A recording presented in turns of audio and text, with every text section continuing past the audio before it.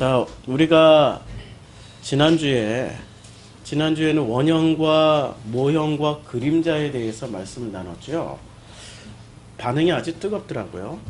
원형과 모형과 그림자, 이 방향이 이렇게 될 때는 이게 틀릴 가능성이 별로 없어요. 원형에서 모형으로, 모형에서 그림자로 갈 때는 항상 바른 것이 전달이 됩니다. 참인 것, 진실인 것이 전달이 되는데요. 거꾸로 그림자에서 모형으로 전달이 되고 모형에서 원형으로 전달이 될 때는 뭔가가 섞이게 됩니다. 무엇이 섞이냐면은 자기 생각이 섞여요. 자기가 생각하고 있는 이 그림자 단계에서 이 그림자는 사실은 모형의 그림자지만 원형을 담은 그림자란 말입니다. 그 원형을 찾아야 되는데 원형을 못 찾고 자기 생각으로 거꾸로 되돌려줘요. 그러면 왜곡이 되기 시작합니다. 모형도 모형 안에서 원형을 찾아야 되는데 원형을 찾지 못하고 거꾸로 원형을 규정을 해버려요. 원형을 정한단 말입니다. 그러면 왜곡이 되기 시작해요. 이 방향은, 이렇게 내려가는 방향은 복음이라고 할 수 있지만 거꾸로 이렇게 올라가는 방향은 이게 바로 종교가 되고 이게 바로 이데올로기가 되는 겁니다. 우리는 종교와 이데올로기를 벗겨내지 않으면, 이것을 구분할 수 없다면 영원히 원형을 찾아낼 수가 없어요. 원형을 찾아내지 못하면 우리는 영원히 하나님의 그 마음을 알지도 못하고 하나님의 그 깊은 곳에 감추인 것을 우리가 체험하지도 못한 채 불행하게만 살아갈 수밖에 없는 존재들입니다. 사람이 떡으로만 살 것이 아니요 하나님의 입으로부터 나오는 모든 말씀으로 산다라고 그랬습니다. 하나님의 입으로부터 나오는 그 모든 말씀의 실체는 뭐죠? 원형에서 나오는 거죠.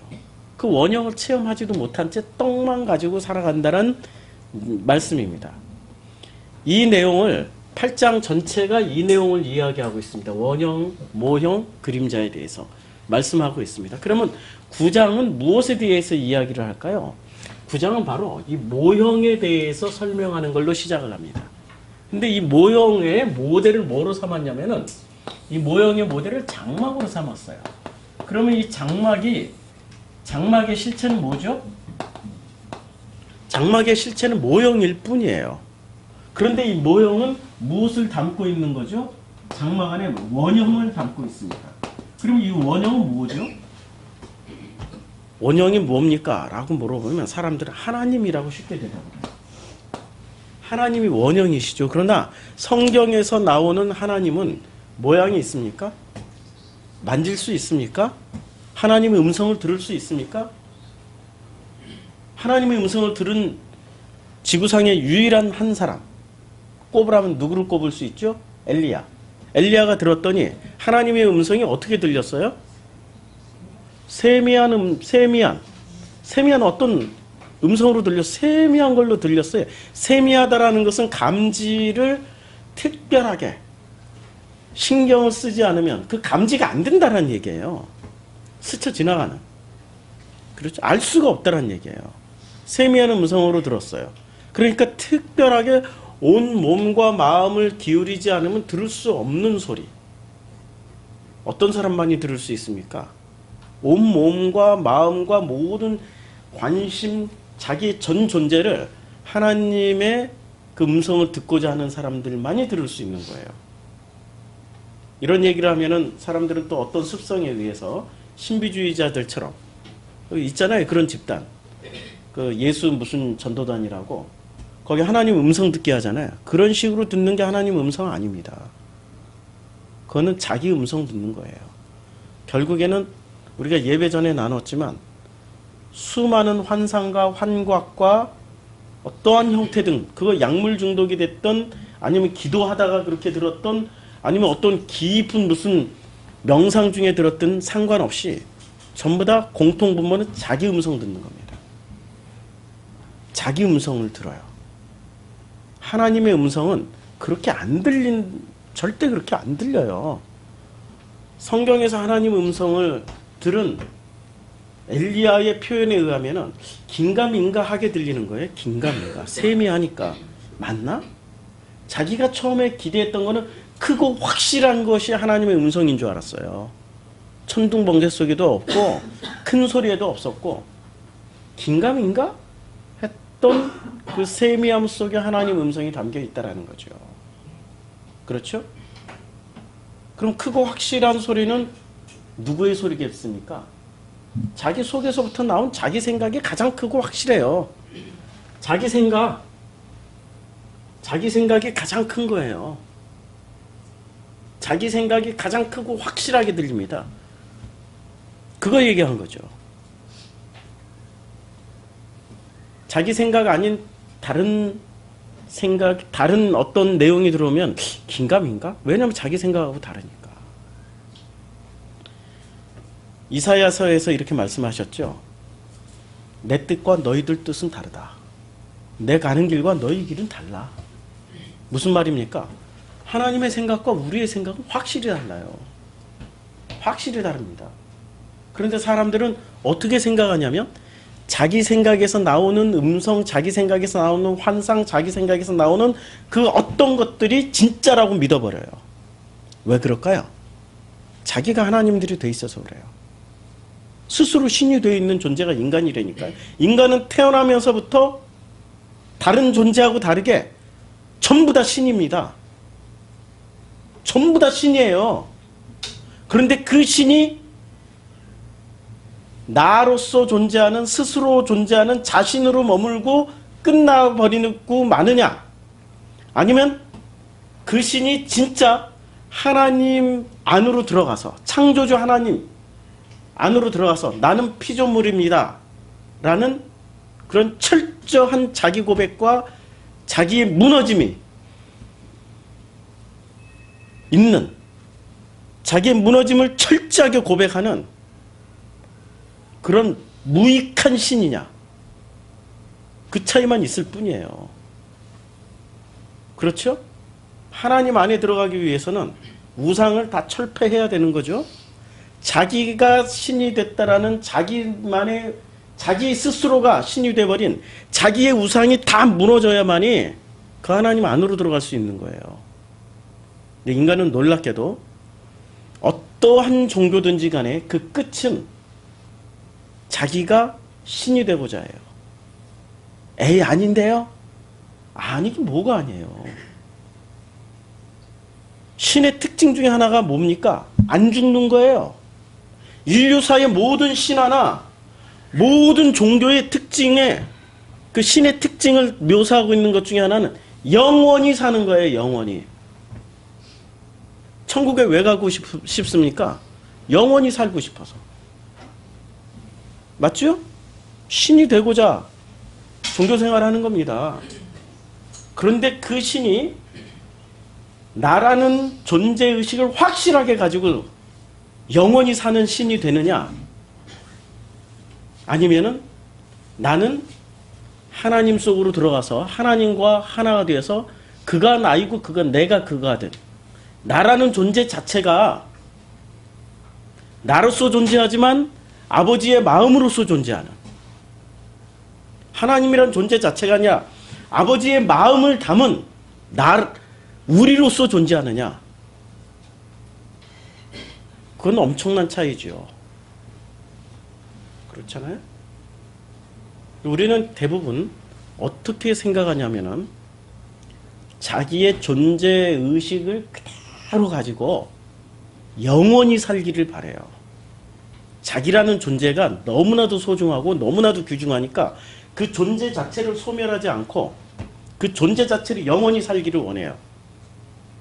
그래서 그 소망을 가장 잘 표현한 속담이 하나 있습니다. 호랑이는 죽어서 가죽을 남기고 사람은 죽어서 이름을 남겨요. 자기 이름표 달고 자기 이름 안에 담겨있는 모든 내용물을 가지고 영원히 살기를 바라는 그 마음이죠. 그리고 이 땅에서도 그 이름을 남겨서 대대손손 사람들에게 영원히 그 이름이 위대하다 불려지기를 바라는 겁니다. 그게 인간의 숨겨진 가장 강력한 욕망 중에 하나 아닙니까? 그 욕망을 가진 그 인간들이 결국에는 선택하는 게 뭐냐면 예수 그리스도라는 이름표를 선택하는 게 아니라 자기 이름표를 그대로 달고 가기를 원하는 거죠. 아무것도 소멸되지 않고 아무것도 사라지지도 않고 아무것도 포기하지 않는 아주 고집센 인간의 모습 그대로 다 가지고 가고 싶어 하는 거죠. 저를 높이는 그런 자들이, 스스로를 높이는 그런 자들이 말로는 어떻게 표현하는지 아십니까? 모든 것을 하나님께 영광을, 모든 것을 아버지께 영광을, 자기가 하는 행동은 전부 다 기독교를 위해서, 교회를 위해서, 하나님을 위해서 한다고 하지만 실제로 내용으로 보세요. 누구를 위해서 하고 있는지. 우리 다 경험했잖아요. 결국엔 나와 내 가족과 아주 그냥 지극히 이기적인 그런 것이 동기가 돼서 그걸 그대로 감춘 채 이름은 하나님의 영광을 위해서라고 말을 하고 있단 말입니다. 눈을 태어나면서부터 소경이었던 사람이 있었습니다. 근데 그가 예수를 만나고 나서 눈을 뜨게 됐어요. 유대인들 사이에서는 난리가 났습니다. 창세 이래로 나면서부터 소경된 자가 눈을 뜬 사건은 처음이다. 그래가지고 이게 사실인지 아닌지 청문회를 했어요. 청문회를. 그 청문회장에는 바리새, 사두개, 유대교의 아주 대표적인 지도자들이 다 모여서 청문회를 했어요. 청문회를 했는데 너 진짜 나면서부터 소경이냐? 예, 나면서부터 소경이었어요. 어떻게 하다 눈을 떴느냐? 어떤 사람이 와서 이렇게 흙 발라주고 뭐 해서 이렇게 해서 침 뱉어서 이렇게 해가지고 해서 났습니다. 그럼 그 사람 이름을 아느냐? 대답을 했을까요? 못했을까요? 대답하는 순간 어떻게 됐어요? 어떻게 하기로 했어요? 그 성경 구절 바로 앞에 나와요. 대답하는 순간 그 예루살렘에서 쫓아내는 걸로 결의를 했어요.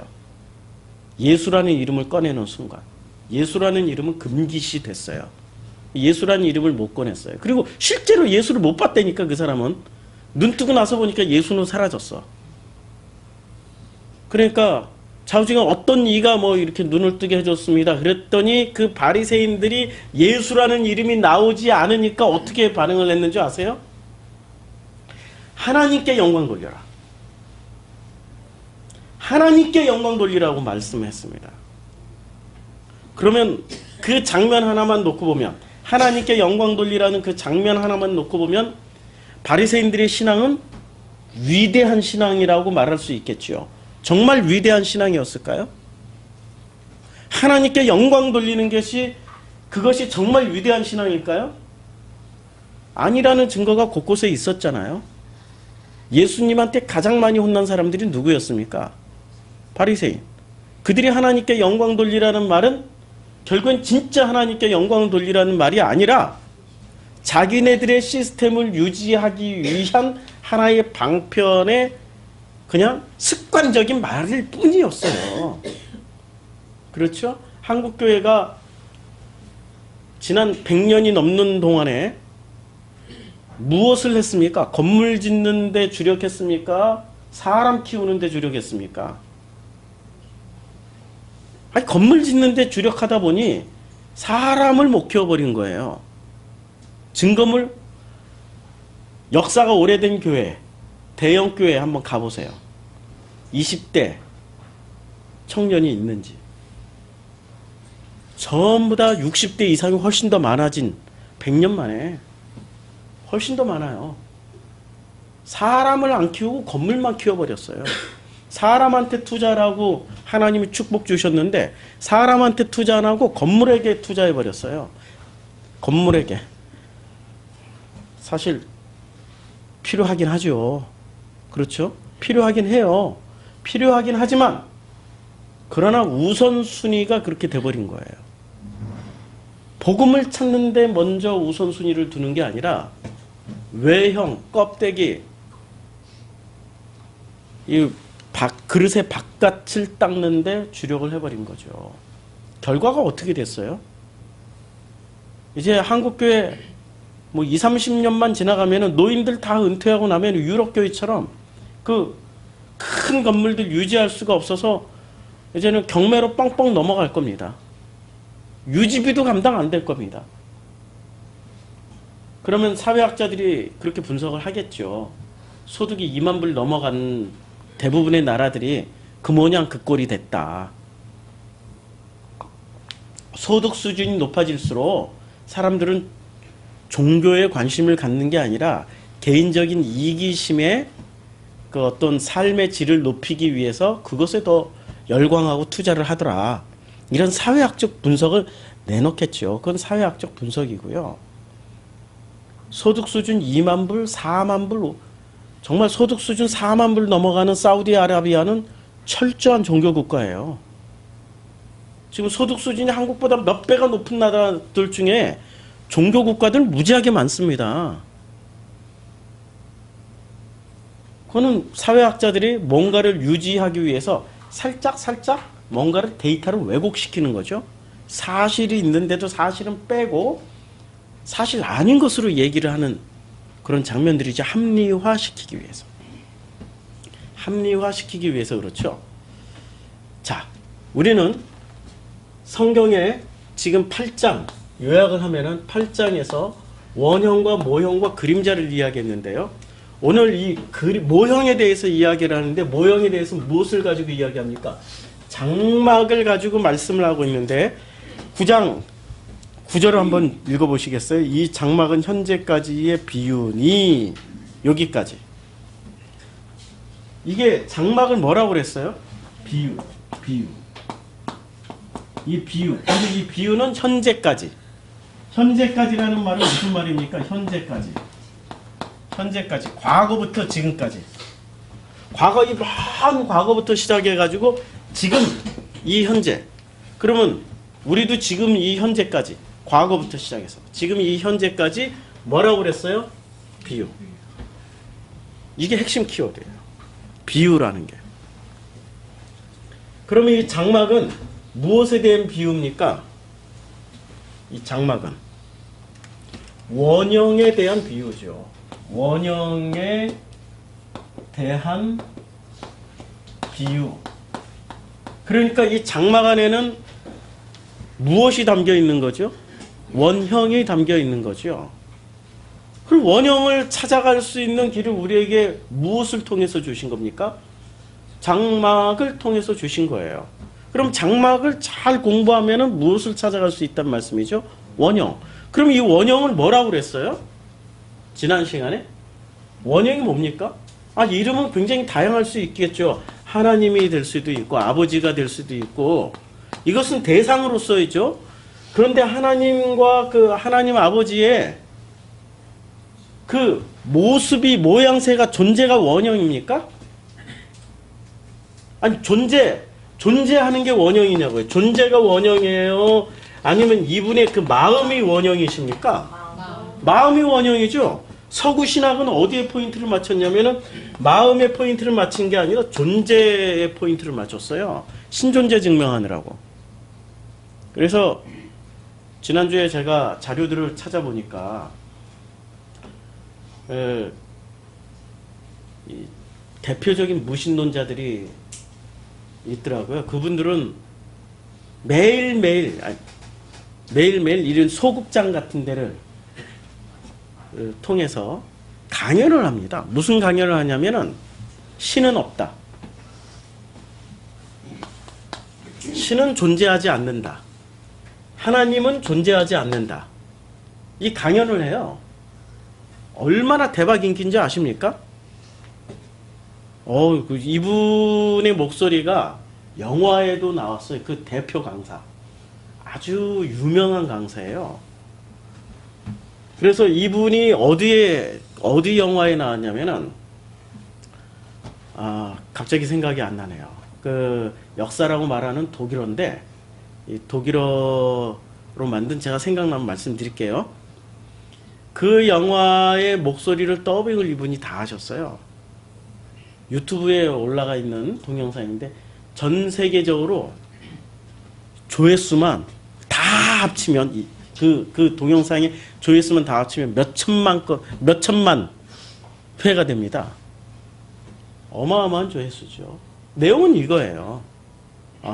우리나라 말로는 이렇게 번역했네. 시대정신. 한번 찾아서 한번 보세요. 시대정신. 이거 보고 무신론자 안 되면 이상한 사람들이에요. 시대정신 보고 나면은 무신론자가 될 수밖에 없어요. 예수도 없다, 하나님도 없다, 얼마나 논증을 잘 해놨는지. 서구신학의 정점이 이거예요. 신존재 증명이에요. 서구신학은 원형을 신이 존재한다 안 한다로만 생각했던 거예요. 근데 우리는 신이 존재하는지 안 하는지는 중요하지 않아. 이미 그것은 그냥 존재해. 뭐 그게 존재하든 안 하든 상관없이 내 인생에 펼쳐지는 일들을 보니까 신이 존재해야 돼. 존재 안 하면은 내 인생이 너무나도 비참하고 허무해지고 아무것도 아닌 쓸데없는 인생이 돼버리는 거예요. 신이 존재해야 돼. 반드시 존재해야 돼. 이건 믿음의 영역하고 상관없는 실존의 문제예요. 좀 어려운 얘기를 좀 할게요. 헤겔이 지금 이게 원형, 모형, 그림자에서 오늘은 모형에 대한 이야기를 하는데요. 헤겔의 철학이 두 갈래로 나뉩니다. 하나는 헤겔 좌파로 가면은 헤겔 좌파에서는 대표 철학자들이 누가 나오냐면 포에르바하하고 칼 막스 이런 사람들이 나와요. 헤겔 좌파로 가면. 그래서 이 좌파에서는 포에르바하의 그 철학은 신은 없다. 포에르바하가 했던 대표적인 이야기가 신의 모습을 한번 봐라. 그래서 그때 당시에 지금으로부터 200년 전에 철학이에요. 200년 전에 포에르바하가 지적했던 게 하나님의 모습을 보니까 하나님은 너무나도 인간들의 모습하고 닮아 있지 않냐? 지금 포에르바하 얘기예요. 헤겔 좌파의 이야기. 포에르바하의 이야기인데 하나님의 모습은 너무나도 인간들의 모습하고 닮아 있지 않아? 하나님의 그 인간들이 부르짖는 그 하나님의 공통분모를 다 뽑아내니까 뭐가 나오냐면 그들이 바라고 원하고 이루고 싶은 그 모든 공통분모를 뽑아내니까 딱 이렇게 나누는 거예요. 사람이 할 수 없는 것만 다 모아놨다는 거예요. 어떤 기적, 능력 이런 거 인간의 개인적인 힘으로는 할 수 없는 것들을 다 모아놓고 이것을 몽땅 뭉뚱그려 가지고 하나님이다. 이걸 그래서 신은 인간의 투사라고 이야기를 합니다. 그래서 신은 뭐라고 얘기를 해요? 없다. 이 헤겔 좌파 이야기. 신은 없다. 그러면 헤겔 우파의 대표적인 학자는 누가 있을까요? 실존주의 철학으로 넘어갔어요. 예, 실존 키에르케고르 뭐 이런 사람들. 헤겔 우파. 그럼 실존이라는 여기로 넘어가서 보니 삶이라는 것은 설명이 됩니까 안 됩니까? 실존주의에서는 삶 자체가 그냥 버라이어티고 삶 자체가 뭐 설명이 안 되는 영역이다. 그렇죠? 그래서 이 중에 까미의 그 소설 이방인 햇빛이 찬란한 어떤 날부터 시작하잖아요. 뭐 이렇게 우연히 자기는 거짓말로 독일군에게 자기 친구들을 안 죽이려고 거짓말로 거짓 정보를 줬어요. 그랬더니 자기 레지스탕스 동료들이 이 사람이 분명히 불 줄을 알고 진짜 그 자리로 간 게 아니라 진짜 그 자리로 간 아마 이 사람이 참으로 얘기했으면은 독일군에게 정보를 자기가 알고 있는 정보를 진짜로 진술했으면 하나도 안 죽었을 거야. 여기로 안 가고 어디로 갔냐면은 이 사람이 진짜로 요걸 얘기할 줄 알고 거짓말로 한 장소로 가 있었어요. 몽땅 죽었다는 거 아니야. 이런 문제를 어떻게 해결할 거냐. 이런 실존적인 문제를.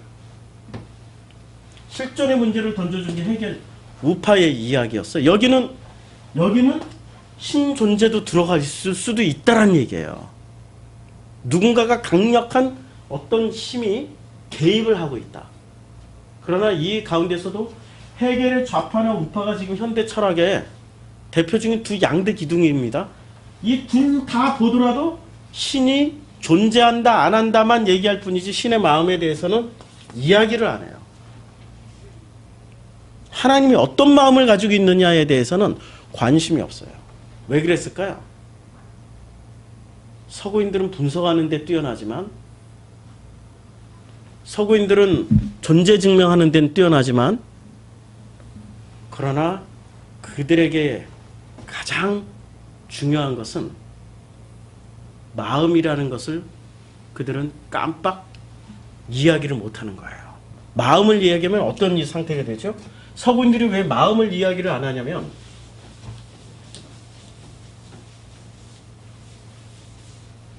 왜 마음을 이야기 안 하냐면 마음을 이야기하는 순간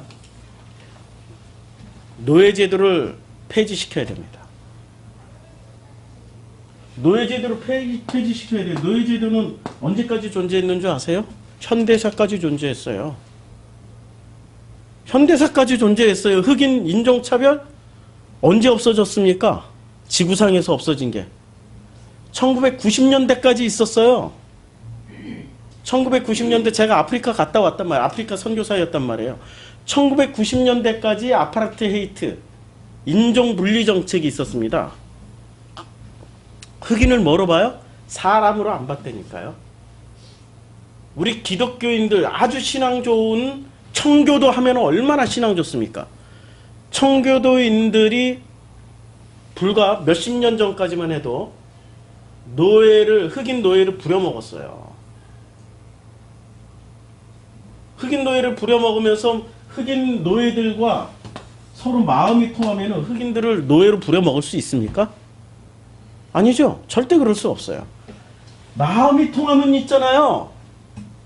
그가 내가 되고 내가 그가 되기 때문에 결코 노예로 생각할 수 없어요. 내 아들이나 내 자녀나 아니면 나의 친구나 나의 친척쯤으로 생각하는 거예요. 마음이 통하면. 마음이 통하지 않고 이들을 그냥 존재로만 봤어요. 존재.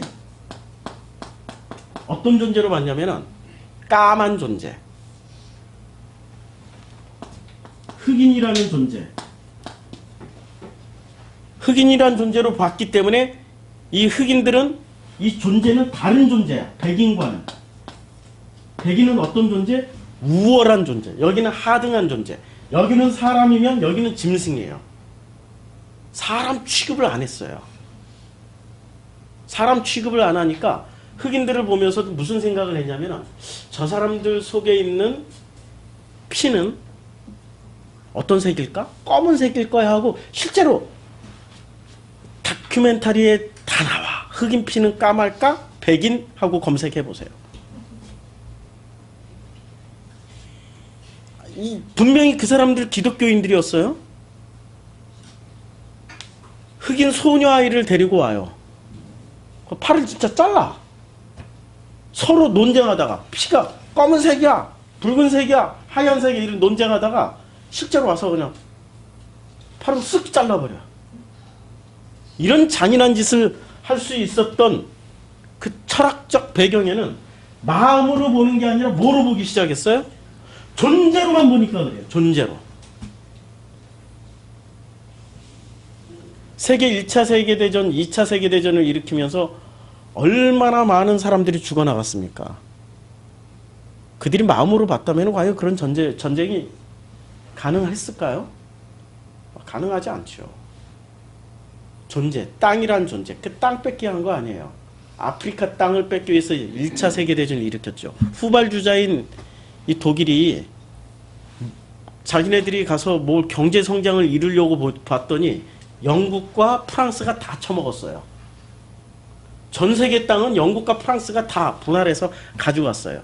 후발주자 독일이 국가 개념으로 성립되고 독일이 통일되고 독일이 하나의 그 단일 게르만족으로 모인 게 불과 얼마 안 돼요. 독일은 철저하게 이 국가 전체가 찢어졌습니다. 찢어졌어요. 독일이 비스마르크에 의해서 전체 하나가 돼서 그리고 힘을 가지게 되자 나중에 보니까 먹을 땅이 없어. 지하자원으로 뺏어올 데가 없어. 그때 당시에 유럽의 경제는 약탈 경제였어요. 식민지에서 뺏어온 석유, 철강, 고무 이런 걸로 유럽이 잘 돌아가고 있었어요. 독일이 끼어들려고 하니까 끼어들 자리가 없었어요. 그래서 나 좀 끼워줘. 안 끼워주겠죠? 어떻게 해요? 전쟁에서 뺏어야죠. 그게 1차 세계대전. 2차 세계대전은 일본도 끼어들었어요. 일본도 경제발전을 하는데 지하자원이 부족해요. 근데 지하자원의 보고가 전부 다 유럽 놈들이 다 가지고 있어요. 특히 그 중에 영국, 프랑스가 다 가져갔어요. 나 좀 끼워줘 하니까 안 끼워주잖아요. 그러니까 석유가 나오는 말레이시아, 고무가 나오는 동남아, 철강이 나오는 이 중국 땅 침략해 들어간 거예요. 그거 뺏어오려고. 그게 세계전쟁의 출발점이었잖아요. 본질은 그거였어요. 땅 뺏기, 자원 뺏기. 마음으로 봤다면 그렇게 할 수 있을까요? 그렇게 잔인한 짓을 할 수 있을까요?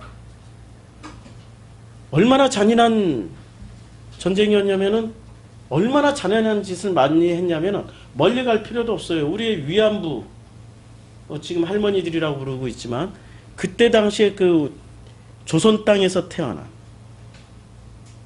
그 힘없고 능력 없는 그 국가 밑에서 태어난 정말 어린 소녀들 하니까 감이 안 오세요? 여러분들 딸, 우리들의 딸,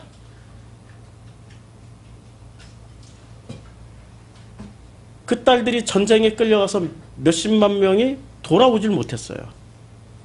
상상도 할 수 없는 지옥보다도 더 잔인한 그런 일들을 당하고 증거를 인멸하기 위해서 아주 잔인하게 일본군들이 죽여서 거의 몇십만 명 갔다가 돌아온 숫자는 거의 안 돼요. 거의. 그 퍼센테이지로 보면은 1%, 2%도 안 돼요. 거의 다 죽임 당하는. 일본 사람들 마인드는 어디에 가깝다고 그랬죠? 제가 옛날에 계시록 전도서 할 때 아리안조. 그거 어디서 증거가 나오냐면 예수회. 지금 카톨릭을 움직이고 있는 핵심 브레인이 예수회죠. 이 예수회에 한국 사람은 없어요. 예수회 본부에는 한국 사람이 없어요. 근데 동양인 중에 제일 많이 들어가 있는 사람들이 누굽니까? 일본. 예수의 핵심 브레인들은 다 아리안 출신들이에요. 사고방식이 똑같으니까. 존재 증명에는 강하지만 마음으로 통하는 데는 약하다라는 거죠. 그런데 그 아리안들이 지금 인류 역사 3000년 동안의 철학을 지배하고 있습니다. 우리가 공부하고 있는 모든 철학은 다 그리스 로마 철학이잖아요. 그 아류들이잖아요. 서양 철학 공부하고 있잖아요. 그렇죠? 이런 철학적 기반에서 나온 신학을 우리가 기독교라고 믿고 있어요. 우리의 기독교는 이거 붙잡고 있단 말이에요. 신 존재 증명만 신을 부정하면 어때? 하나님 없다 하면 어때? 그러나 내 마음속에는 아버지의 마음이 있는데 이 사람들은 무엇을 붙잡았냐면 보이는 형상을 붙잡은 거예요. 존재 증명을 한다라는 것은 보이는 어떤 가치를 붙잡으려고 하는 사람들이고 마음이라는 것은 보이지는 않지만 그러나 내 마음을 하나가 되는 보이지 않는 가치를 붙잡은 거예요. 보이는 가치, 보이지 않는 가치. 가치라고 굳이 얘기하면 보이는 가치, 보이는 가치, 보이지 않는 가치, 보이지 않는 가치, 보이는 가치. 영안이 열린다고 그러죠? 영안이 열리면 무엇을 본다고 그랬어요? 보이지 않는 걸 본다고 그랬죠? 보지 못하는 걸 본다고 그랬죠? 무엇을 보는 거? 영안이 열린다는 건 마음을 보는 거예요. 영안이 안 열려도 존재는 볼 수 있어요. 영안이 열리는 신비주의의 대표적 그룹들 보세요. 영안이 열렸다 그러면 뭐부터 봐요? 용, 뱀, 호랑이. 귀신의 존재부터 보잖아. 영안이 열렸다면. 영안이 열렸다면 천사부터 보잖아요. 맞죠? 아니 맞잖아요. 제가 그 출신이라서 잘 알잖아요. 영안이 열렸다면 그런 거부터. 뭐부터 봐요? 보이는 가치부터 봐요. 진짜 영안이 열렸다는 것은 보이지 않는 가치부터 보는 거예요. 그게 보이지 않는 가치의 핵심의 핵심은 뭐죠? 마음입니다. 마음. 이 마음을 봐야 되는 거예요. 제가 지난 한 주간 참 무기력한 그런 생각을 했었어요. 내가 참 무기력하구나. 우리 딸을 만나서 딸과 함께 밥을 먹었는데 저는 딸이 참 강한 줄 알았어요. 강한 뭐라 그럴까? 저를 닮아가지고 굉장히 강한 줄 알았어요. 근데 딸이 지난 보름 동안에 어떤 일을 경험했냐면은 이 특수분장하는 회사를 다니는데 우레탄을 해서 우레탄에 경화제를 넣어가지고 이렇게 돌려서 부드럽게 만든 다음에 이것을 또 접착제로 붙이고 이렇게 하는 일이 하는데 우레탄이 이렇게 하다 돌리다가 튀어가지고 얼굴 전체에다. 근데 얼굴 반쪽에 사진을 보여주는데 지금 많이 나왔어요. 사진을 보여주는데 완전히 화상 입은 얼굴이었어요. 이제 20대 초반에 가장 예뻐야 될 얼굴에 얼마나 그 마음의 상심이 컸겠습니까? 그 딸의 그러한 일을 당했다고 하는 그런 일을 보면서도 내가 해줄 수 있는 게 없어 사실은.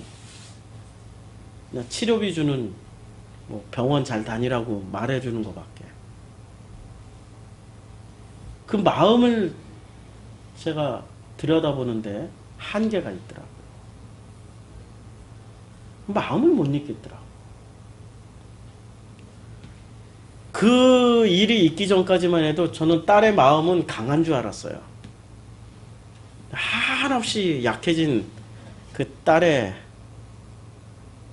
그 마음을 들여다보게 되면서 내가 이 딸을 사랑하기는 하는데 어떻게 사랑해야 되지? 라는 그런 생각을 해보니 전혀 제가 사랑하는 방법을 모르더라고요. 마음으로는 사랑하고 있는 건 분명한데 어떻게 사랑해야 될지 모르는 거예요.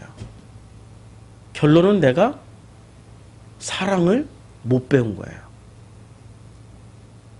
어떻게 사랑해줘야 될지 모르는 거야. 사랑을 배우질 못했어요. 에릭 프롬이 이야기했잖아요. 아트 오브 러브, 사랑의 기술이라고. 사랑도 기술이에요. 배워서 하는 거예요. 본능적으로 우리가 막 사랑이 나올 것 같죠? 그거 다 애 낳고 키우면서 배우는 거예요. 애 낳기 전까지는 사랑이 뭔지도 몰라요. 자식 낳아서 키우면서 그 사랑이라는 것을 배워가는 거야. 배워가는 거야. 그래서 엄마가 되는 거예요. 엄마의 사랑이 인간이 보여줄 수 있는 최고의 사랑이란 말이에요. 그거는 처음부터 엄마의 사랑이 발동되지는 않아요. 자식을 낳는 순간부터 시작되는 거지. 그래서 이 엄마들의 그 사랑 고백은 있잖아요. 누가 보더라도 마음이 아파요. 그게 원형이기 때문에.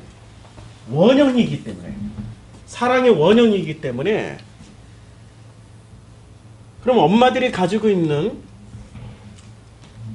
이 어머니들이 가지고 있는 이 엄마들이 가지고 있는 이 사랑하는 마음이죠. 이 마음은 이게 엄마의 원형이죠. 이게 원형이에요. 엄마는 이 원형을 표현해내는 장막 같은 거죠. 그렇죠? 이건 비유예요. 엄마는 비유예요. 모든 것의 비유의 핵심 키워드는 엄마일 뿐이에요. 왜 엄마가 될 수 있냐면 원형인 사랑이라는 이 마음이 담겨 있기 때문에 엄마가 될 수 있는 거예요. 어떤 애들은 엄마가 마귀일 수도 있어요. 우리 뉴스 심심치 않게 보잖아요. 애를 일주일 동안 때려가지고 애가 죽었어요. 얘가 마지막 죽는 모습이 동영상에 돌아다녀요. 다리를 못 걸어. 얼마나 맞았는지. 목욕탕에다 그냥 일주일 동안 빨가벗겨가지고 목욕탕에다 놔둬버렸어. 추워서. 얘는 살아있으나 엄마가 옆에 있으나 얘는 너무나도 비참해요. 엄마가 무엇을 일어서 엄마라는 존재는 있어. 엄마라는 존재는 있지만 엄마의 뭐가 없는 거예요? 이 아이의 엄마에게는 본질이 없는 거예요. 엄마라는 존재는 분명히 존재해요. 그 아이에게는. 그런데 이 아이의 엄마라는 존재 안에는 본질인 마음이 없는 거예요. 나중에 애가 맞다가 죽어갈 때 마지막에 뭐라고 얘기를 하고 갔을까? 이 아이가 마지막 죽어갈 때 뭐라고 말하고 갔을까? 엄마 미워 뭐 이러고 갔을까요? 아니에요. 인간은 마지막 죽을 때 있잖아요. 희한하게 공통분모가 있어요. 마지막 죽기 직전에 희한한 공통분모가 있는데 어떤 공통분모가 있냐면 그 세월호 아이들이 너무 잘 보여줬어요. 세월호 아이들이 마지막 죽을 때 공통적으로 하고 간 말이 무슨 말이었어요? 엄마 미안해 그리고 사랑해. 무엇을 꺼내놓고 갔어요? 자기 존재, 나라는 존재를 잊지 말아줘 이러고 간 게 아니에요. 존재라는 것을 말하고 간 게 아니라 본질인 마음을 표현하고 왔어요. 인간이 인간에게 해줄 수 있는 것 최고의 것은 형식인 존재 증명을 하고 가는 게 아닙니다. 마음을 전달하고 가는 거예요. 그런데 왜 우리는 나라는 이름, 그 존재 형식을 남기고 가려고 그래? 왜 존재 형식을 남기고 가는 것을 최고의 목표, 최고의 가치로 삼냐는 거죠. 존재는 사라져요. 그는 껍데기에 불과한 거예요. 이따가 사라질 것에 불과한 거예요. 마른 풀과 같은 거예요. 그런데 이 본질은 영원히 지속되는 거예요. 우리들 안에 이 본질이 담겨져 있습니까? 장막이라는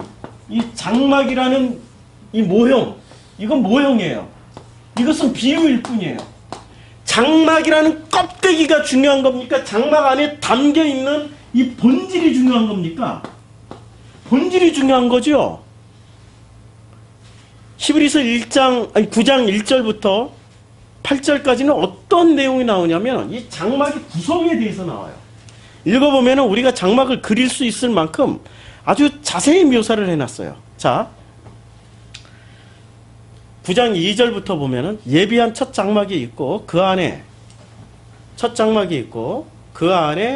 등잔대와 상과 진설병이 있으니 이는 성소라 일컫고. 자, 9장 1절에서 어떻게 되어 있냐면은 이 지금 번역이 개역 개정이지만 다른 번역에 의하면은 9장 1절에서 이렇게 그려놨어요. 장막에 대해서 이렇게 묘사를 했어요. 장막은 두 개로 나뉜다. 바깥쪽은 성소라고 부르고 안쪽은 지성소라고 부른다. 지금 히브리서 9장 1절부터 다른 번역, 현대인의 성경 번역으로 읽어보면 이렇게 되어 있어요. 그 다음에 9장 2절에 9장 3절에 나오죠. 또 둘째 휘장되어 있는 장막을 지성소라. 이걸 지성소라. 휘장으로 나뉘는데 휘장 바깥쪽은 성소, 휘장 안쪽은 지성소. 그리고 이 휘장 성소 쪽에는 뭐가 있냐면 등잔대와 여기 2절에 자세히 나오잖아요. 등잔대가 있고 그 다음에 또 뭐가 있습니까? 진설병 상과 진설병이 있고 이걸 성소라 일컫고 그리고 휘장 이걸 휘장입니다. 휘장 이쪽으로는 안쪽으로는 뭐가 있냐면은 4절 금 향로와 사면을 금으로 싼 언약궤가 있고 언약궤 그 다음에 그 안에 만나를 담은 금 항아리가 있는데 이 금 항아리 안에는 만나를 담고 있어요. 그 다음에 또 뭐가 있어요? 아론의 쌍난 지팡이와 언약 지팡이 그 다음에 언약을 담은 돌판이 있다고 그랬죠. 서구신학은 이제까지 어디에 집중을 했어요? 서구신학은 요런 거 여기 등잔대 상 진설병 언약궤 금항아리 요 순서를 바꿨어. 만약에 제가 지식이 좀 부족해가지고 성소 안에 여기에 돌판이 있고 여기에 언약궤가 여기 있다고 성소 안에 그러면 저는 뭐가 되죠? 순서를 바꾸면 2단이 돼요. 지성소 안에 내가 우기는 거야. 진설병이 있다고 우기다가 잘못으로 이렇게 뽀롱 났어. 그럼 뭐가 되죠? 2단 돼요. 존재를 붙잡은 사람은요. 이 존재 형식을 요만큼이라도 바꾸면은 뭐가 되죠? 종교에서는 2단으로 잡아 죽여요. 종교에서는 이 존재 형식을 붙잡고 있으면은 존재 자체를 요만큼이라도 바꾸면 안 돼요. 그런데 이것은 분명히 뭐라고 그랬어요? 장막은 비유다. 비유는 형식이 중요한가요? 본질을 얘기하고자 함인가요? 본질을 얘기하고자 함이죠. 본질을 찾으면 이 형식은 좀 머리가 나빠서 바꿀 수도 있고 뭐 좀 치매가 와가지고 이거 뭐 여기를 지성소라고 그러고 여기를 성소라고 불러도 상관없어요. 본질만 알고 있으면 본질만 체험하고 있으면 그렇잖아요? 그래서 비유라고 지금 말씀하고 있는 거예요. 본질은 뭐죠? 지성소와 성소를 가지고 이렇게 자세하게 설명하고 있는 이 본질은 뭐죠? 하나님의 신존재 증명입니까? 하나님의 마음을 표현하려고 그러는 겁니까? 마음을 표현하려고 그러는 거죠. 마음을 표현하려고 그러는데 왜 이 그 마음을 관심을 안 가져주고 무엇에 관심을 가지고 있어요? 순서 바꾸면 죽여. 순서 바꾸면 죽인다니까. 거기에만 관심이 있어요. 존재에만 관심이 있어요. 어머니란 존재는 우리들에게 다 있잖아요. 제가 참 좋은 시를 좀 찾아보려고 그랬는데 많이 못 찾았어요. 이 앞에 보면은 우리 어머니들이 쓴 시가 있어요. 한글을 처음 배웠어.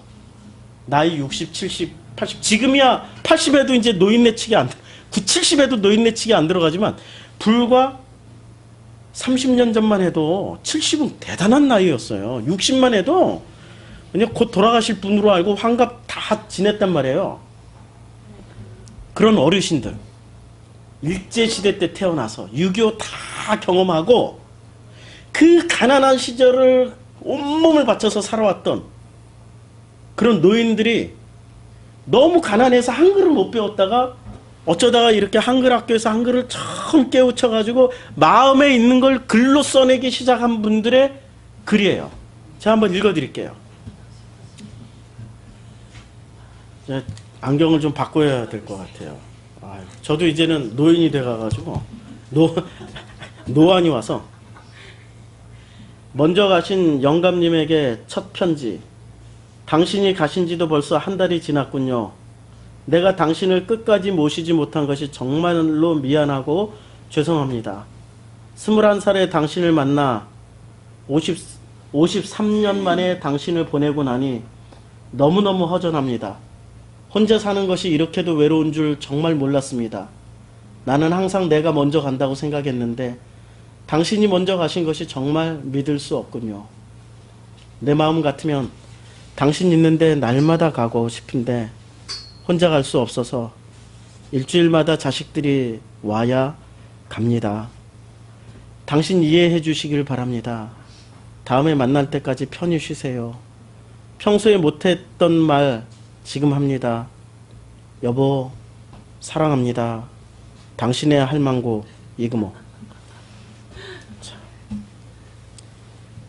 이 글이 내용상으로는 아니 존재 자체로 보면은 그렇게 썩 훌륭한 존재로 인간의 유물로 남을 만한 글은 아니에요. 멋진 시인의 작품도 아니고. 그러나 우리 마음이 움직이잖아요. 왜? 본질이 담겨 있기 때문에. 본질이 뭐죠?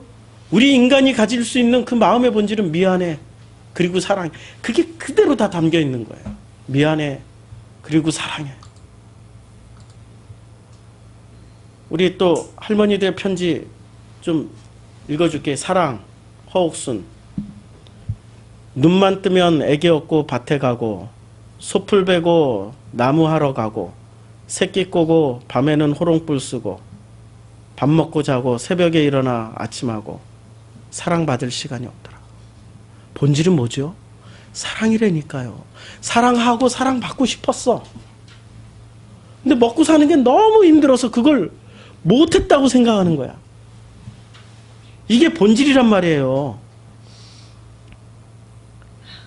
참, 이 한글 최정순 많이 배우고 싶지만 나이가 많아서 머릿속으로 기억되지 않는다.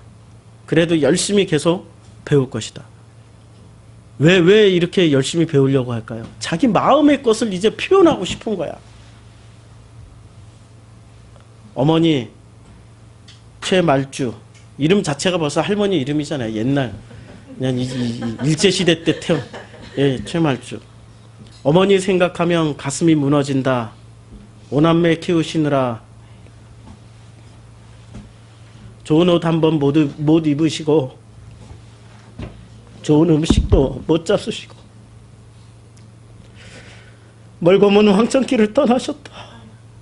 좋은 옷 입어도 어머니 생각, 좋은 음식 먹어도 어머니 생각. 눈물이 앞을 가려 피를 놓았다. 참, 그 어떤 장식 기교 하나도 안 들어갔어요. 존재적으로 보면 너무나도 부족하지요. 그런데 뭐가 들어가 있습니까? 마음이 들어가 있잖아요. 그렇죠? 모형을 통해서 우리가 찾아야 될 것은 마음, 본질을 찾아야 되지, 순서, 질서 이런 걸 찾아서 그것이 전부라고 우기면은 그것을 바로 타락이라고 말하는 겁니다. 그게 바로 타락입니다.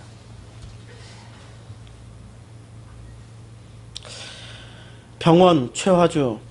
날이 새면 병원 가고 밥 먹고 병원 가는 게 하루 일과다. 안 갔으면 참 좋겠다. 마음이 그대로 담겨 있단 말이에요.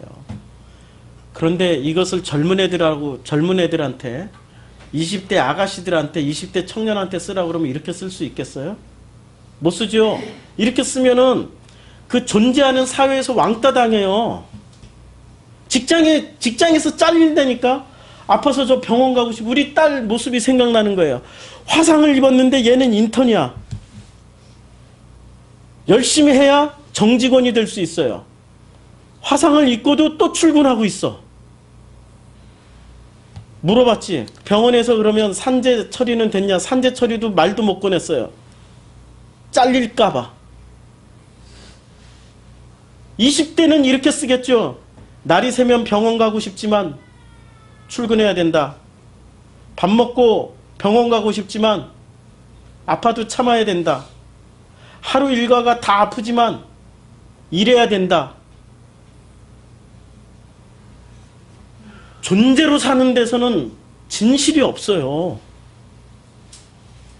본질은, 기독교는 있잖아요. 형식을 만들어주는 종교가 아니라 존재 자체를 흐틀거리를 만들어주는 종교가 아니라 본질을 회복하는 종교입니다. 그 본질은 마음이 통하는 사회, 마음이 통하는 관계를 만들어내는 거예요. 그 마음은 누가 그 마음의 원형입니까? 아버지 하나님. 그 아버지 하나님이 원형이에요. 그 아버지 하나님의 그 원형이신 그 원형으로부터 이 마음이 흘러나와서 모양으로 가고 이 모양에 담겨 있는 그 마음이 그림자로 갔을 때 그림자조차도 행복해지는 거예요. 그림자조차도 행복해서 그래 나란 존재가 바로 아버지의 사랑을 받고 있구나. 그 사랑으로 나는 너무나도 감사하게 이 나라는 삶, 이 인생이라는 이 그릇을 다 살고 가는구나. 마지막 떠날 때 그냥 내 자녀들 아무리 잘해줘도 미안해요. 내 자녀들에게는 우리 부모님에게 아무리 잘했어도 마지막 마음은 미안해. 엄마 정말 잘해주고 싶었는데 죄송합니다. 저도 어머니 아버지 생각이 나네요. 참 그때는 제가 기독교를 존재로 알았어요. 어머니 돌아가실 때 어떤 말을 했냐면 엄마 잘 죽었어. 잘 가고 있어. 이 세상 너무 힘들지? 고생 이제 그만하게 됐네. 엄마 잘 가. 삶의 존재만 보는 거예요. 근데 그 어머니는 눈을 못 감으시는 거야. 눈을 못 감으시고 눈을 뜨고 가셨어요. 눈 감겨드리면서 잘 갔어. 이제 더 이상 고생 안 할 거야. 그런데 시간이 지나면서 제 가슴 속에는 잘 갔어가 아니라 어머니 마음이 헤아려지니까 왜 눈을 못 감았을까? 자식들 놔두고 가는 그 마음이 헤아려지니까 그 마음이 하나씩 하나씩 이렇게 쌓여서 저라는 존재가 마음이라는 본질을 이해할 수 있는 그릇이 되더라고요. 기독교는 있잖아요. 관계가 중요한 겁니다. 관계는 존재로서의 관계를 맺게 되면은 이 사람은 껍데기만 가지게 되는 거예요. 내가 사업하는 사람이니까 김 사장, 이 사장, 박 사장이라는 관계만 유지하고 살아. 그 사이에는 이 관계에는 어떤 마음도 없어. 때가 되면은 굴비 세트 보내고 때가 되면은 돈박스 보내고 때가 되면 뭘 하긴 해. 그러나 거기는 마음이 하나도 안 담겨 있어. 그런데 본질로 살아가는, 본질로 관계를 하고 있는 사람은 가진 게 아무것도 없어. 뭘 보내주고 싶어도 보내줄 수가 없어. 하지만 마음속에는 늘 뭐가 있어요? 미안해. 그러지만 사랑해. 존재로 관계를 맺는 사람들은 굴박스 보내고 저것이 저 굴박스 보내는 만큼 돈박스 보내는 만큼 해줘야지. 저거 안 해주네? 분노만 남아있어요. 본질적인 관계는 딱 두 마디입니다. 미안해. 그리고 사랑해. 그거 외에 더 이상의 표현이 없는 거죠. 우리가 이 성막이라는 이거 과학적으로 풀어낼 수 있어요.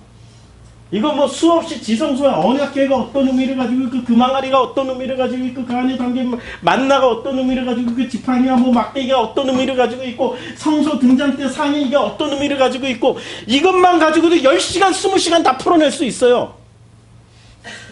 그런다고 그런 존재를 설명한다고 우리들 안에 어떤 평화가 찾아오겠습니까? 지식 충만은 찾아올지 몰라도 아버지 마음이 요만큼이라도 이해가 되겠습니까? 그렇죠?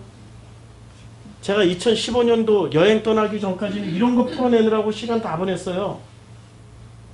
2015년도 설교를 들어보세요. 2015년도 설교까지는 이게 어떤 의미를 가지고 있고 이게 어떤 비유, 어떤 상징을 가지고 있어서 이게 예수가 어쩌고 그리스도가 어쩌고 저쩌고 그거 붙잡은 사람들이 저도 그렇게 말을 했고 제 원인은 저한테 있어요. 제 책임이. 그거 붙잡은 사람들이 지금 보면 더 흉악해져 있어요. 전투 투사가 돼 있어요. 요거 순서 바꿨다고 목살을 잘라. 제 잘린 사람이에요. 잘린 사람. 이거 순서 바꿨다고. 이런 거 얘기 안 한다고. 뭐가 담겨 있어요? 마음 본질이 담겨야죠. 제가 본질을 못 담아냈어요. 그게 본질인 줄 알았어. 본질을 제가 잘못 생각하고 있었던 거예요.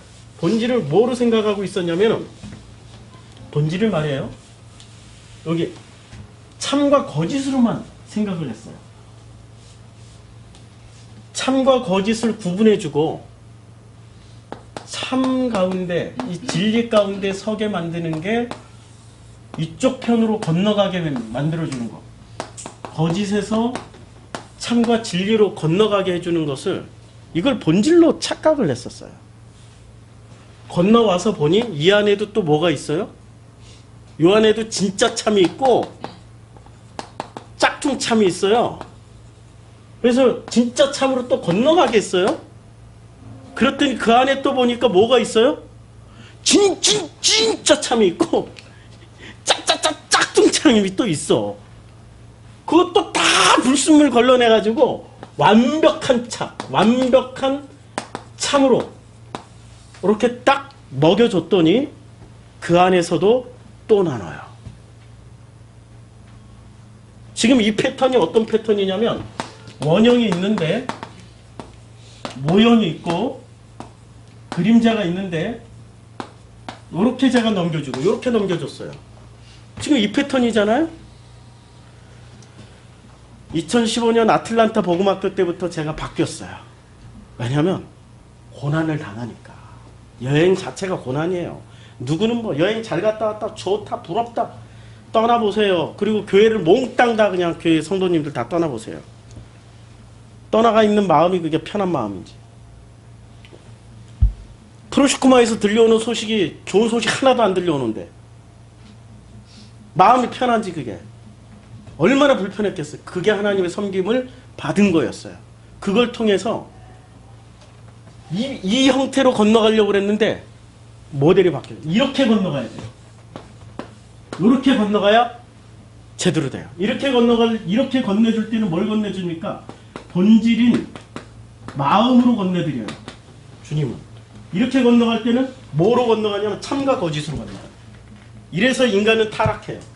참과 거짓, 참, 거짓 중에 참으로 건너보냈더니 참 중에 진짜 참이 남았어. 그래서 또 진짜 참으로 또 이렇게 건너죠. 근데 진짜 참으로 갔더니 원형에서 본질인 마음을 못 보고 또 뭐로 봐요? 진짜 참을 또 찾아가. 끝없는 영원한 뭐가 돼요?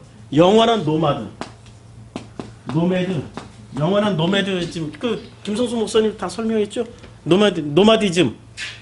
그냥 방랑자, 영원한 순례자 찾아다니는 자기 집이 없이 노마디즘. 진짜 집을 찾아가는 영원한 순례자. 이것을 이학권 목사님이 제가 이제 카카오톡 하면서 이런 얘기를 하더라고요. 저한테 미국에서는 노마드는 이렇게 분석을 한대요. 이렇게 미국 목사들은 하는 매드 하는 기독교인 신자 무조건 하고 무조건 매드 미쳐버린 노매드가 몽땅 잃어버렸다는 얘기예요. 본질을 잃어버리고 끝까지 순례자로 추구하고 있지만 뭘 얘기를 해요? 끝까지 참과 거짓을 나누고 있는. 결국에는 이 구조는 무슨 구조입니까? 선악 구조죠. 이게. 이 구조는 무슨 구조예요? 생명이 흘러 넘치는 구조. 사랑의 구조죠. 우리가 이 구조로 넘어가야 되는 거예요. 지금 히브리서 8장과 9장은 이거 얘기하고 있어요. 지금 이 관계가 9장은 또 유난히 길어요. 이거 얘기하려고. 그런데 히브리서 9장에서 뭐만 취해요? 사람들은? 뭐만 취하고 있죠? 잘 보면 성소가 성소가 있는데 제가 아까 그렸던 성소가 있는데 이 성소가 둘로 나뉘었고 여기는 성소, 여기는 지성소. 요 안에는 그 뭐 등잔대, 금잔병 뭐 이렇게 여기는 무슨 언약궤가 있고 그 금항아리가 있고 여기는 그 돌판 2개가 있다. 이런 것만 얘기해요. 이런 것만. 이제까지 히브리서 강의 설교를 제가 듣고 책을 읽어도 이런 것만 존재 규명하려고 그래요. 실제는 원형으로부터 출발한 그 마음의 그 본질이 모형인 나에게 흘러들어왔고 그것이 이 세상이라는 그림자, 내가 살아가는 세상이라는 그림자에 흘러들어가서 나는 이 세상에서 원형인 마음을 찾아서 본질로 이렇게 거꾸로 마음을 찾아 들어가는, 이게 우리들의 모습이어야 되거든요. 제가 참과 거짓을 이렇게 제 인기 얻을 수 있는 방법 아주 잘 알고 있어요. 사람들한테, 우리 기독교인들한테 1년 동안 제가 참과 거짓을 중심으로 해서 설교를 해요. 선악이 주제죠. 무지하게 사람들 많이 올 겁니다. 무지하게 많이 올 거예요. 왜냐하면 인간은 착각을 해요. 존재 자체를 선악으로 생각을 하는 습성이 있어요. 왜 그럴까요? 선악을 먹었으니까. 선악을 이야기하면 선악 지식이 목말라 있어요. 이 사람들은. 그것을 진짜라고 생각해요. 선악 지식을. 선악 지식이 진짜인가요? 아니죠. 아니 진짜예요. 맞아요. 사실이에요. 사실이야. 팩트야. 성경에서 말하는 팩트야. 그러나 이 선악 지식 뭐로 덮여야 돼요? 생명으로 덮여야 돼요. 본질인 마음을 회복할 때 선악 지식이 뭐로 바뀌어요? 생명나무 열매로 바뀌어요. 바꿔야 되는 일을 해야 되는 거예요. 안 바뀐 상태에서 신앙생활하면 죽도록 선악 판단만 하고 다녀요. 영원히. 얼마나 불편해요. 선악 판단하는 내 자신이 얼마나 불편해요.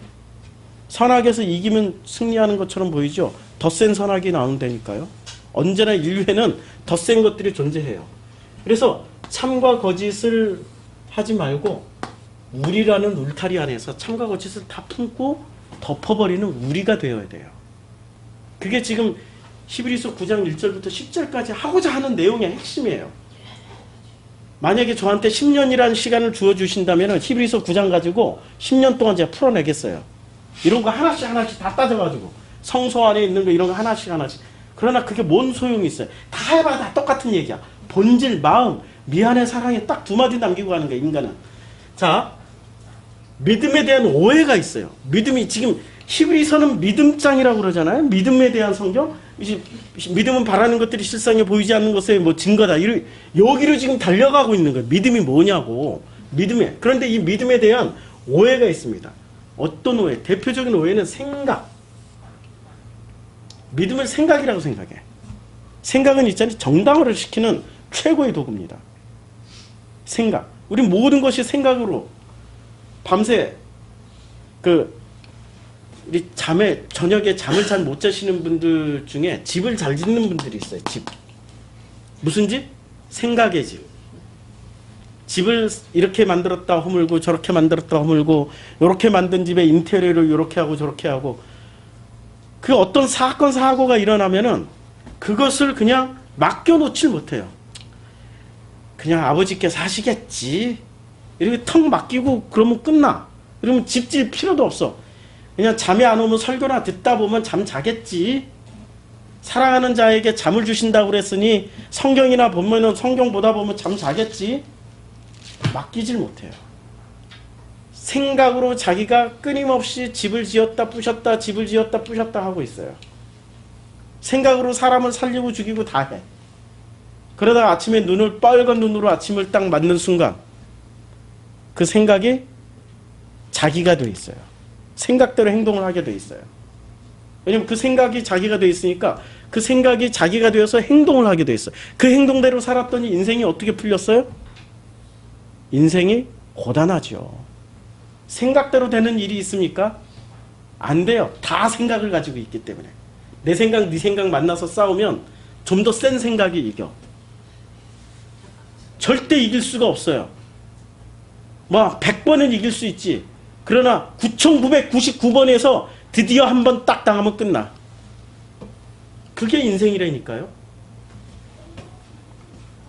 생각은 왜 사람을 정당화시켜주는 게 생각이에요. 나를 정당화시켜주는.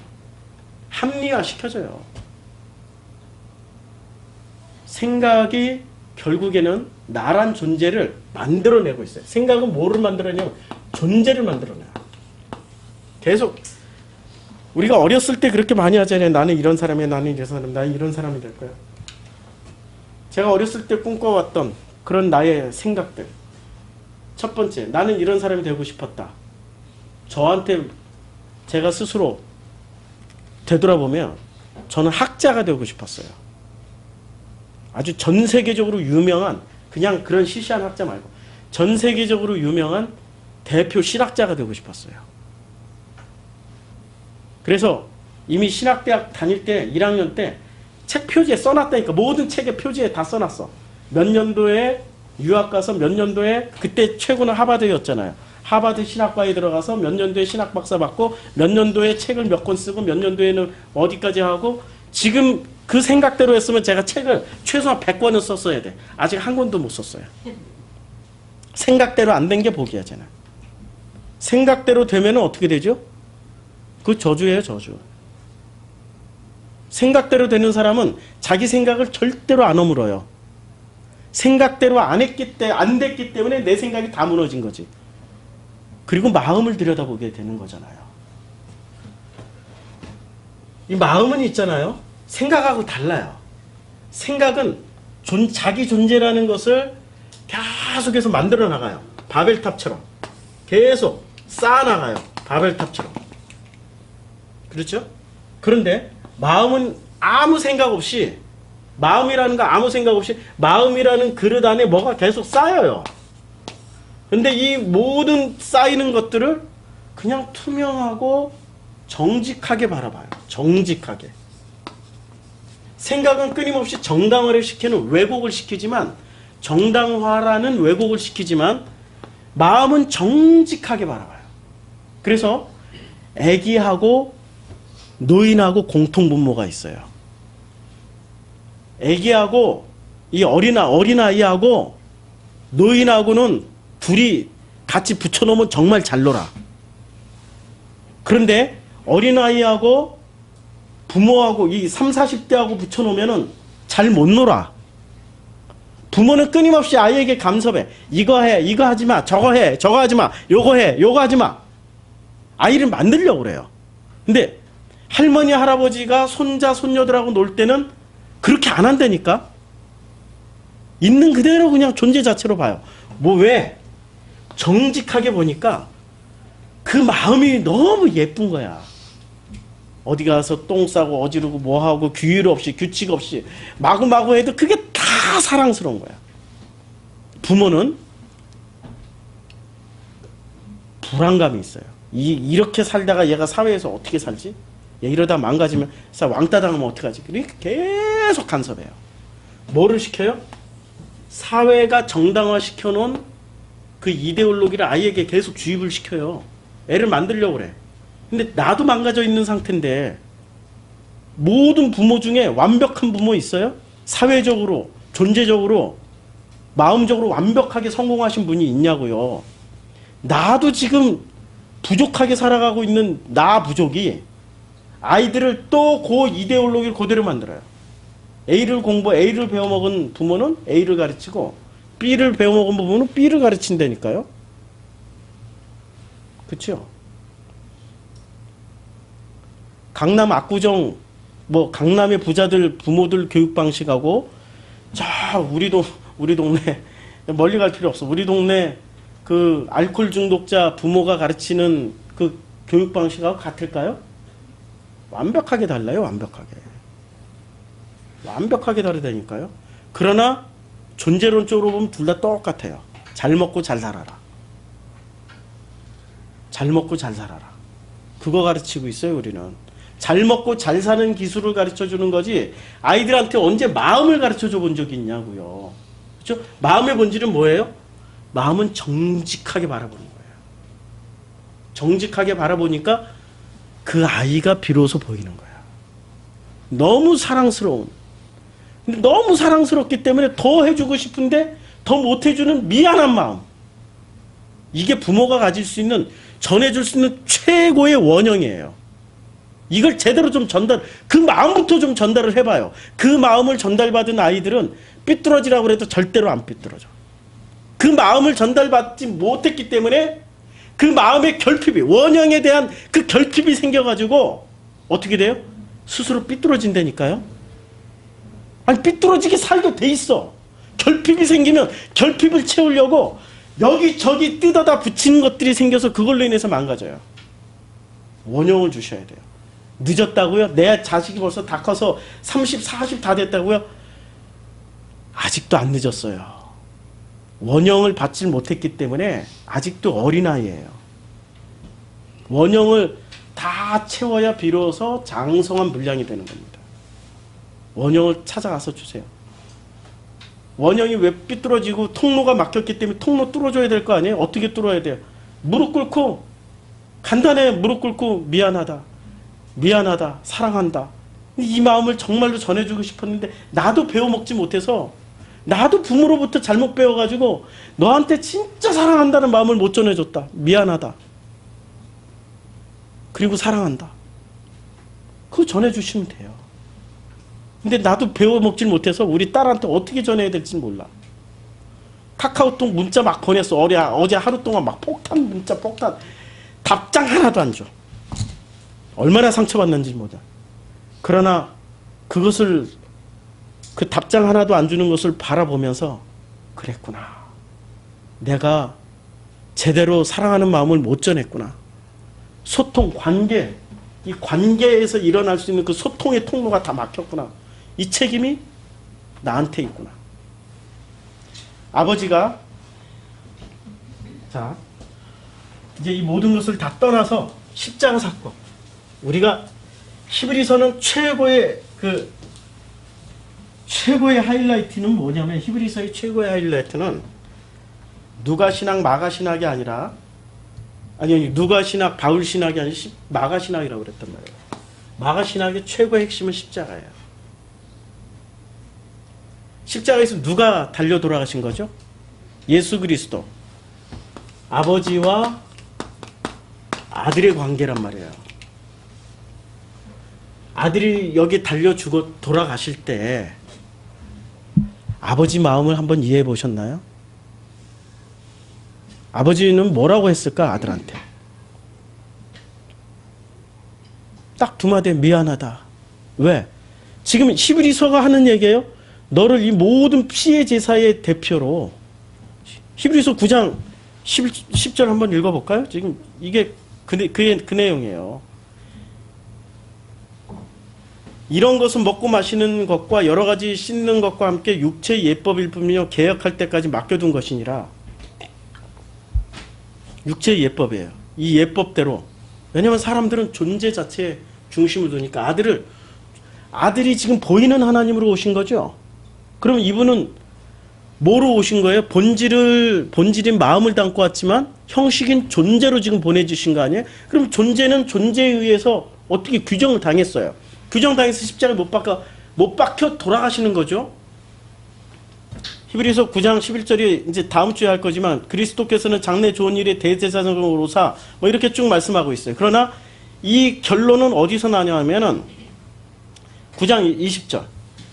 이르되 이는 하나님이 너에게 명하신 언약의 피라 하고, 21절 또한 이와 같이 피를 장막과 섬기는 일에 쓰시는 모든 그릇에 뿌렸느니라. 22절 율법에 따라 거의 모든 물건이 피로서 정결하게 되나니 피 흘림이 없은즉 사함이 없다. 그러면 예수는 뭐로 죽이신 거예요? 피 흘림과 사함으로 죄사함을 위해서 죽이시는데, 존재론적으로 보면은 어떻게 봐야 돼요? 넌 그렇게 죽어야 돼. 그래야 모든 죄를 다 사해줘. 아버지 입장에서 보면 넌 그렇게 죽여야 돼. 존재론적으로 보면 피가 철철 넘쳐 흘리는 잔인함이죠. 그렇죠? 그런데 본질로 보면, 원형으로 보면 어떻게 해석을 하게 돼요? 아버지는 아들을 미안하다. 근데 정말로 사랑한다. 지금 이 장면이 이해가 되세요? 존재적으로는 지금 히브리서가 잘못 해석하면은, 존재론적으로 해석하면은 어떻게 되냐면 잔인한 기독교가 된다니까요. 그래, 네가 죽어야 모든 인류가 구원받아. 그러니까 그게 사랑이야. 너 죽고 다 구원받으니까 뭐가 되는 거예요?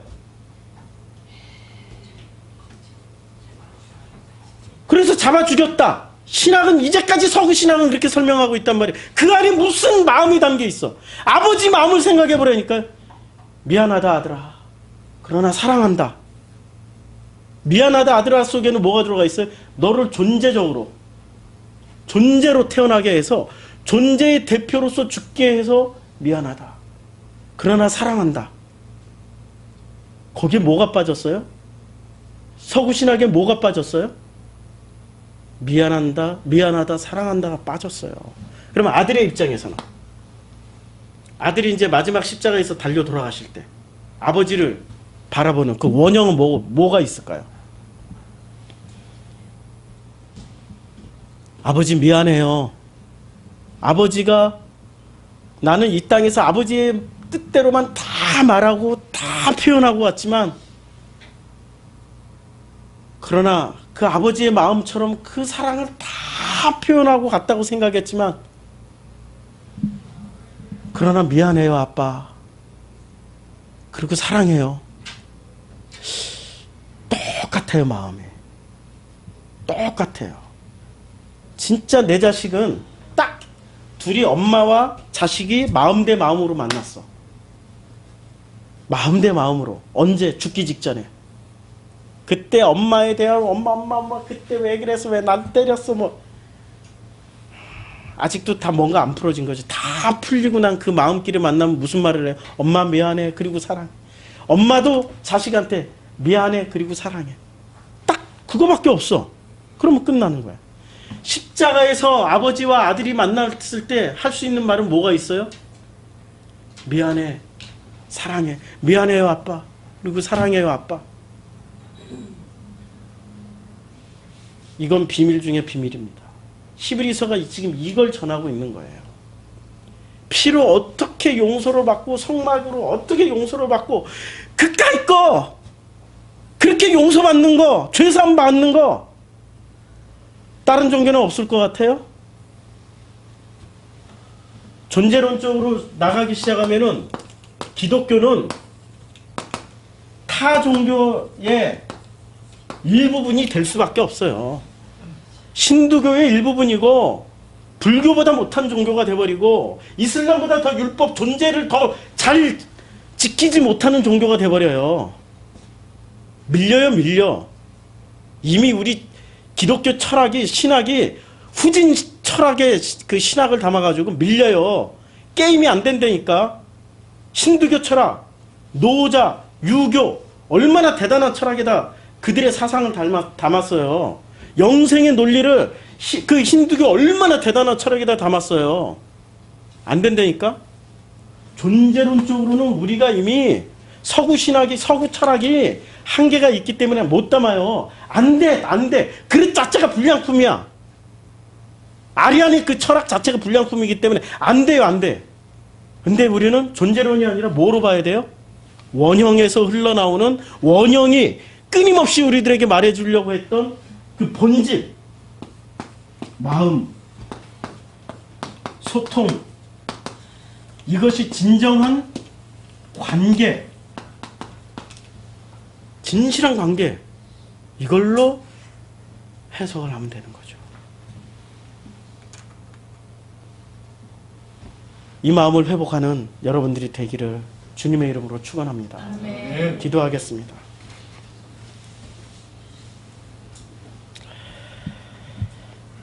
아버지를 아버지라 불러야 되는데 아버지를 아버지라 못 부르고 하나님이라고만 부르고 가다가는 그렇게 살다가 간 수많은 종교인들에게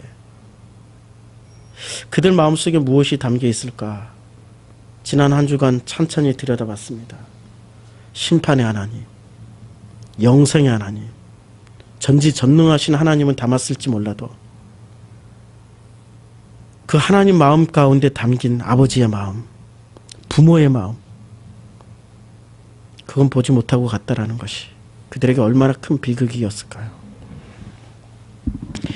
이제 우리들에게 허락해 주신 그 은혜로 말미암아서 아버지의 마음을 조금이라도 들여다봅니다.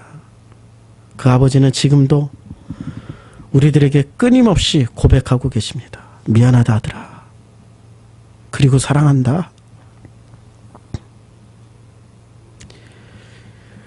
아버지의 그 음성을 진심으로 듣는 우리들도 아버지에게 드릴 말씀이 다 그거밖에 없네요. 미안해요 아빠. 사랑해요 아빠. 아버지는 그것만으로 충분하다고 하십니다. 고맙습니다. 감사합니다. 그저 고맙고 감사할 뿐입니다.